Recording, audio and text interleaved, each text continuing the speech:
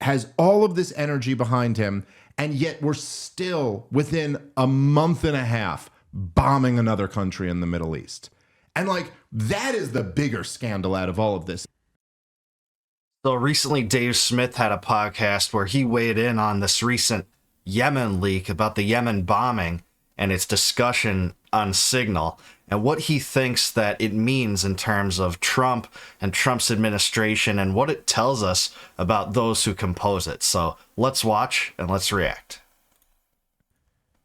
Jesus Christ. Not only is this thing real, but it is,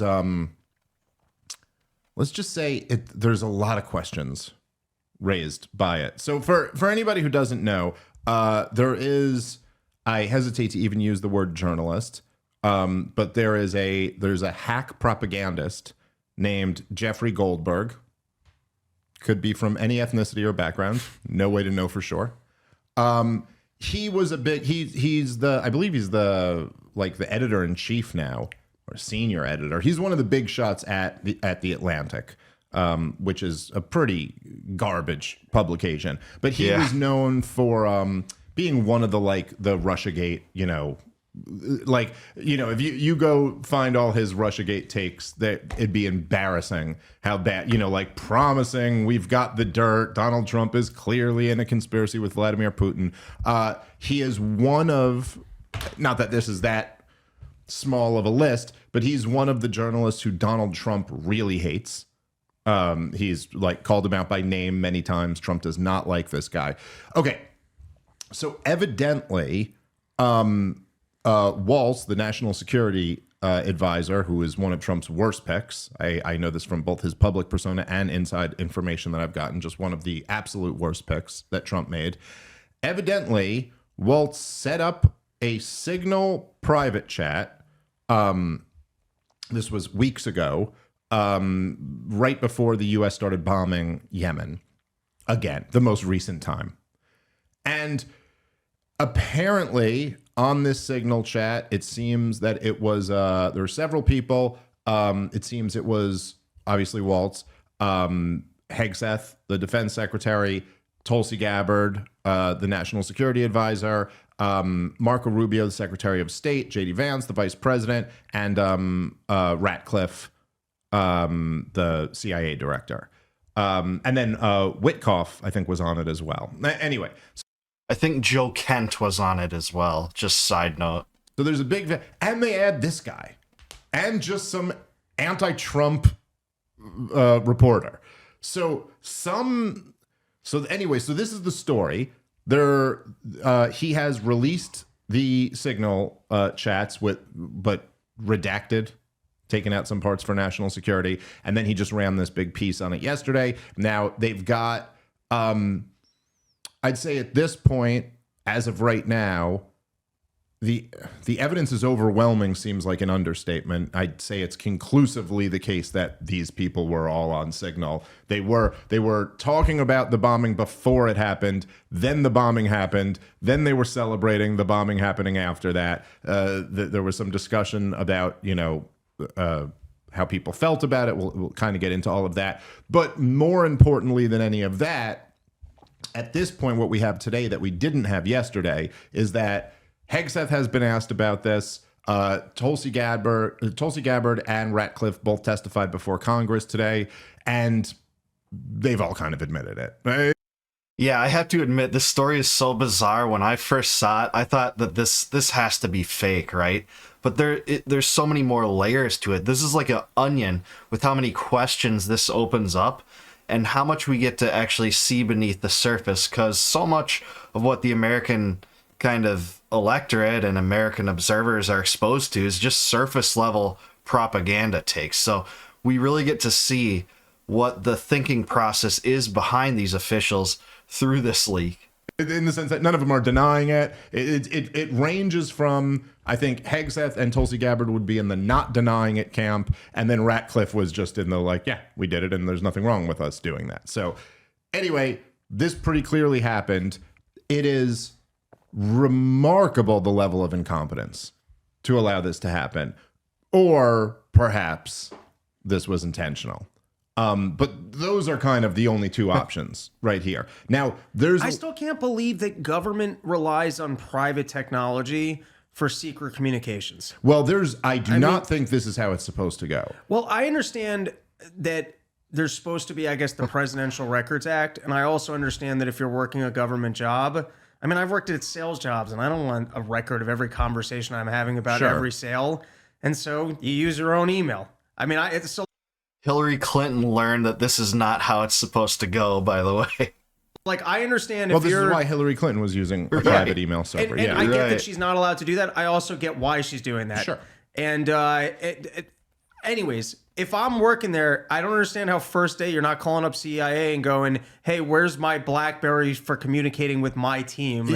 It's shocking that it's a public app that's the best technological option for these people to have a private conversation. Well, look, if you have Hillary Clinton using a private email where she's talking about, say, like whatever, yoga. She's talking about some private thing and then some very, like kind of shady public. That's one thing. There's nothing that they're planning out a military strike, which is going to be made public.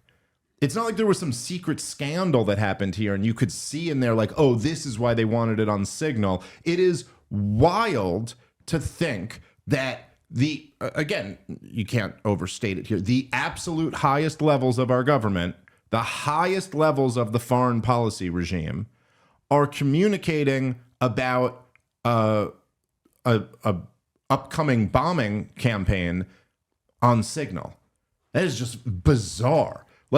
Yeah, I use it to talk to my friends about what they've done the last weekend and just coordinate activities. It is pretty bizarre, and I don't blame Dave for being apprehensive of covering this right away, not knowing for sure, especially given the source, Jeffrey Goldberg, who is exactly what Dave said. He's a left-wing muckraker that spreads hoaxes. But it sure seems like what he said was accurate in his Atlantic article on this. And it raises all sorts of questions, but the main part of it that's so important is getting totally obscured. And that's that there's a new escalation of war from a president that had a non-interventionist foreign policy mandate elected by the American people partially on that basis. And the incompetence, I'll give you that. That's part of the story too.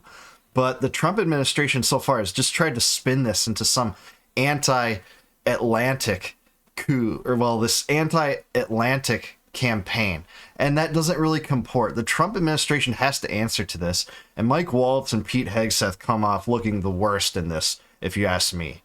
Also, I'm with Max Blumenthal. He said there's no way that this was done deliberately. It puts too much egg on the face of, again, especially Waltz and Hegseth in this.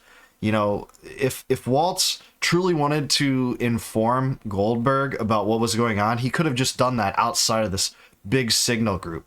And I don't buy the fact that Jonah Goldberg doesn't know Mike Waltz or Mike Waltz doesn't know Jonah Goldberg. They completely have a relationship. Otherwise, they would not be connected in Signal such that you could add someone that easily. They clearly are connected because they share the same foreign policy aims. They're all in Washington, D.C. I guess the vice president wasn't. He mentioned that in the chat. But aside from that, the rest of them are all in D.C. Like, isn't there... I don't know. I always thought there was a situation room type thing. I don't know. Something like this is just very bizarre. And again, your point, which just cannot be overstated, and it really implicates all of them in terms of incompetence, not in terms of like necessarily being malicious. I think Waltz is the one who's there's a question mark about. But yeah, that nobody noticed. Hey, who's this other fella in here? I've literally had firstly, I don't do any group messages. I just mute it. I can't stand it. It drives me nuts. It's too many notifications. And then I start getting too concerned about what I'm saying in a group format.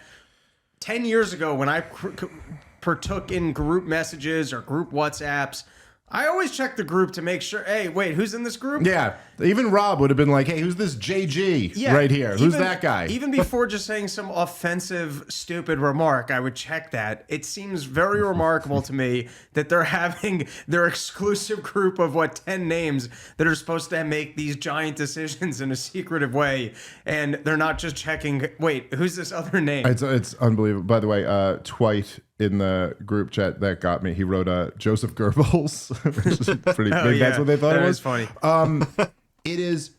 Yeah, it's unbelievable that they wouldn't have seen that. Either the Trump administration is being undermined by the Walls guy. I hadn't even. I wasn't too familiar with him or his name. Or this is classic Donald Trump administration where there's some good and then there's some reckless slop. Yep. No, well, look, I'm not sure which one it is. I will just say, okay, I might really be speaking out of turn here or speculating. I just know that, I've sent the wrong text message before, you know what I mean? Like texted the wrong person, like texted my buddy, like, "I love you, baby, be home soon," or whatever. But it's always because that was the last guy I was texting and my wife was the other last person. Like these were the last two people I was texting and I hit the wrong one or something like that. It seems very weird that Walls would add a Trump-hating Atlantic journo. Like, what? How did that mistake get made? What? Now, he's claiming, by the way, that he has no relationship with Goldberg.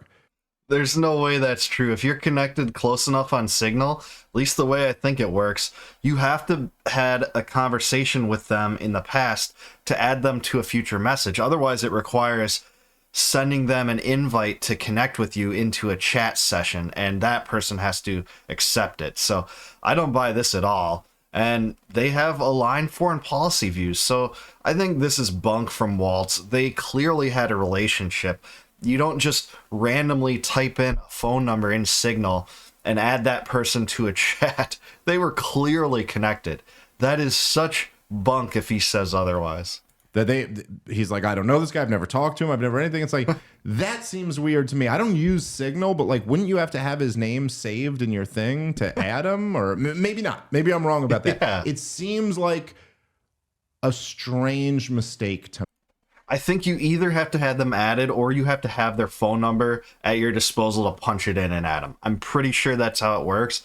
Let me know in the comments if that's not the case. The one thing that stuck out to me that was like a head scratcher, that was like something here doesn't add up, is that he says he removed himself from the conversation. Bullshit. And he was like, "Oh, this is going to let him know that I'm leaving, but I've got what I need. I'm out of here." Who the hell removes that? What journalist would remove themselves from that conversation? Like, you just accidentally found yourself in a conversation between the National Security Advisor, the Director of National Intelligence, the Defense Secretary, the Vice President, and the Secretary of State, and you're just sitting there, and the CIA Director and all that, and you're just sitting there like, what? They just accidentally left the press in? And then clearly you'd gotten deep enough into the thing where you're like, nobody's checking who's in this group, and then you just left? Yeah, that part does not make sense at all. This is, if you're a journalist, no matter independent journalist, corporate journalist, this is like being dropped into a huge pit of gold coins. It doesn't make sense to leave it. And Max Blumenthal brought this up earlier today on Judging Freedom, where he said, if I'm in this situation, I'm just taking down as much information as I can, as long as possible, because journalists aren't held to a standard of breaking the law if they're exposed to this sort of thing inadvertently. It's not on them. And besides that, it might not have even been clear that these were the actual people involved. They might have had usernames that said they're those names. I think Goldberg's article suggests that he initially thought that might be the case, but eventually he gleaned that, this was legit. But either way, journalists would want to stay there and document as much as possible. Get into that right now because you kind of touched on it, and it is in many ways to me the most interesting part of all of this. And of course, I do want to be clear. This guy is a professional liar whose job it is to damage Donald Trump, and who might also like to damage other people too. So it is not, I don't want to assume it's quite possible that he took out other stuff too. Like maybe there would have been some message that made Tulsi Gabbard look really good. Like she had some principled opposition to this or something, and he didn't put that in. Doesn't seem like it though.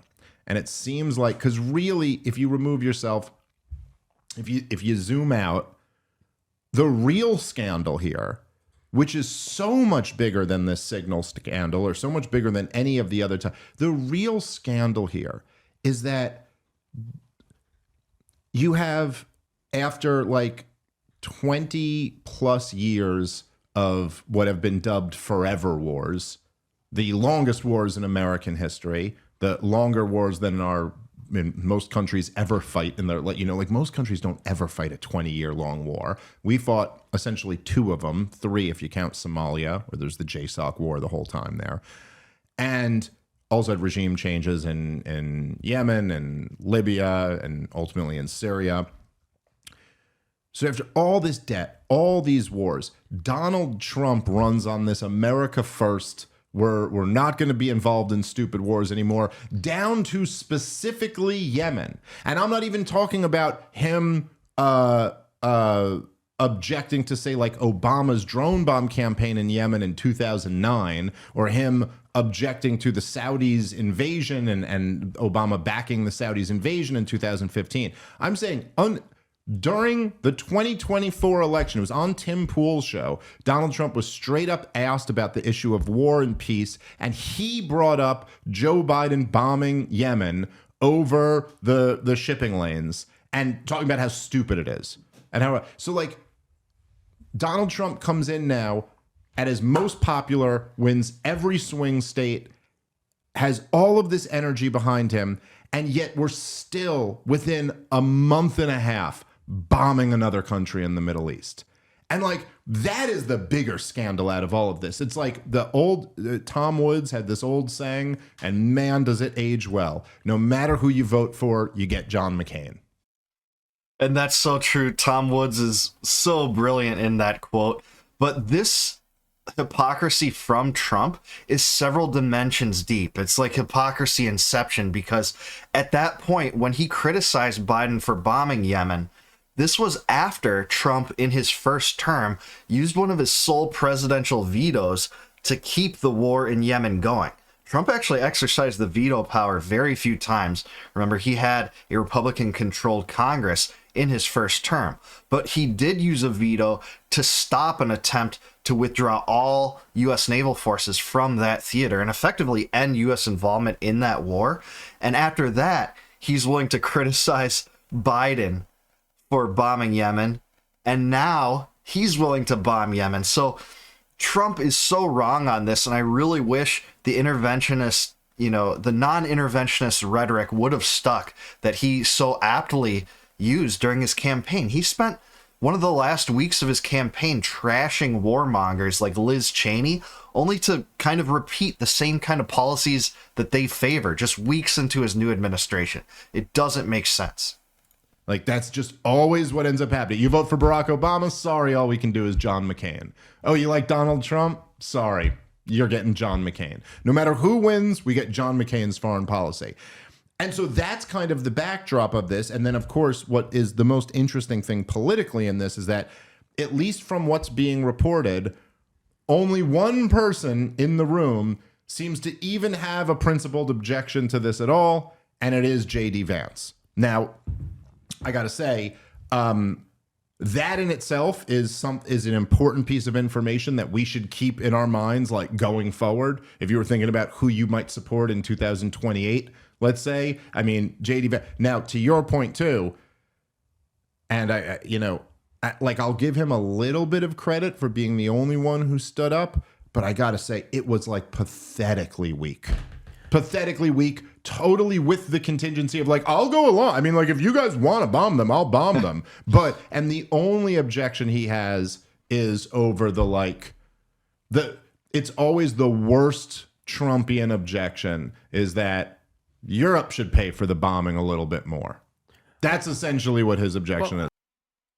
Yeah, Dave's exactly right here. I give J.D. Vance some props for standing up and saying, hey, I think this is a mistake. He said that early in that conversation. And Dave is right that this is useful information for determining who to support in the future. I won't support him because he's been so bad on other foreign policy topics. He's promoted bombing Iran and is super pro-Israel in terms of Israeli aid, regardless of the situation on the ground there and regardless of what Israel does. That's pretty much proven. But I'll give him credit here for standing up and at least saying that I don't think this is right. Dave's right. It was a little weak, but this was behind the scenes. This is with the top brass of the military and foreign policy and intelligence apparatus of the U.S. And you have J.D. Vance kind of objecting to what all these other guys apparently are on board with. We don't know what Tulsi's opinion was, but it doesn't seem like she chimed in. But, when questioned about it, she certainly didn't put up a fuss about it.